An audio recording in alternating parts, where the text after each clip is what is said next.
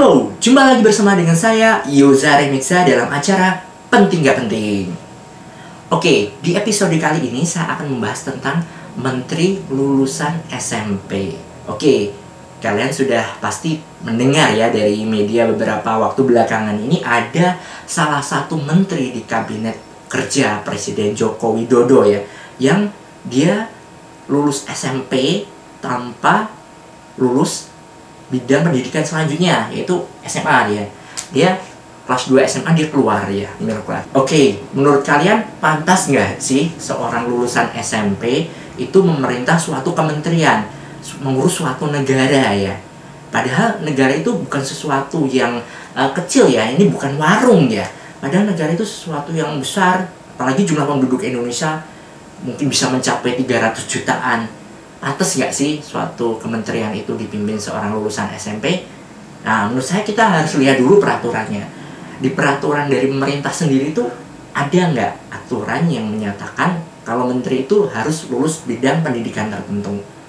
Misalkan, kalau kalian ingin kerja di bank ya, nah di situ belakangan ini kalau mau kerja di bank biasanya kalian ada persyaratan, misalkan harus sudah lulus S1 ekonomi atau mungkin S1 pertanian. Nah, kalau untuk menteri ini sebenarnya ada nggak sih peraturannya?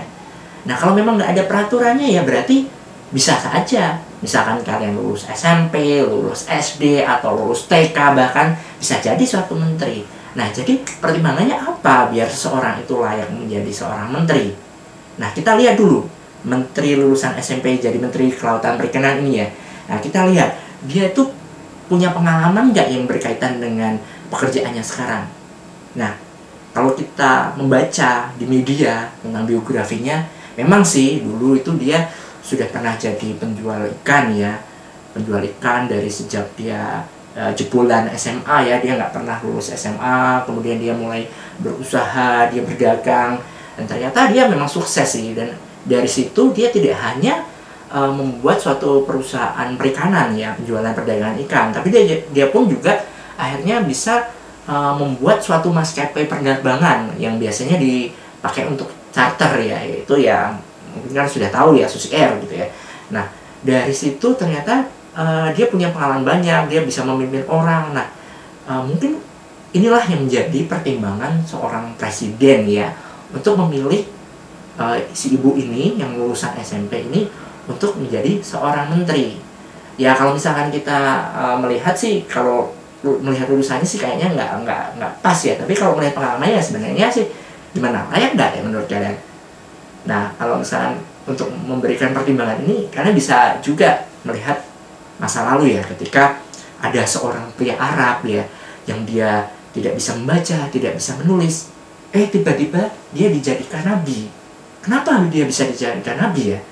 Ya mungkin kalian akan bilang itu takdir, tapi kalau melihat karakternya dia ya, sejak dia dulu bekerja masih muda, dia itu termasuk orang yang jujur, bisa dipercaya. Nah, mungkin penguasa alam semesta akhirnya memilih dia untuk menjadi seorang nabi. Nah, kembali lagi soal menteri yang lulusan SMP ini ya, meskipun dia akhirnya bisa dijadikan menteri, tapi kita melihat juga ininya ya, perilakunya. Apakah perilakunya itu sudah cocok, sudah pantas menjadi seorang menteri? Nah, kita melihat dia, katanya sih dia itu hobi merokok, kemudian badannya ada yang ditato. Nah, kalau memang akhirnya dia dipilih sebagai seorang pejabat negara ya menteri ini harus berusaha untuk menyesuaikan lah gimana pantasnya, cocoknya seorang negarawan. Nah, kalau dia mungkin biasanya merokok, nah itu kan akan menjadi contoh masyarakat ya. Ya, cobalah untuk direm, atau mungkin dia kalau mau merokok ya di tempat yang tidak terlihat media. Dan dari media pun juga harus tahu juga kapan waktunya si menteri ini istirahat, dia bisa menikmati waktunya sendiri, jangan asal jepret juga. Jadi kita itu harus seimbang, kita kan mau membangun negara bersama ya, kita harus berpikir positif. Oke, itu menurut pendapat saya kalau tentang menteri lulusan SMP. Kalau menurut kalian sendiri bagaimana? Pantas nggak seorang menteri itu lulusan SMP atau SD atau TK? Oke, silahkan kalian tulis di kolom komentar di bawah ini.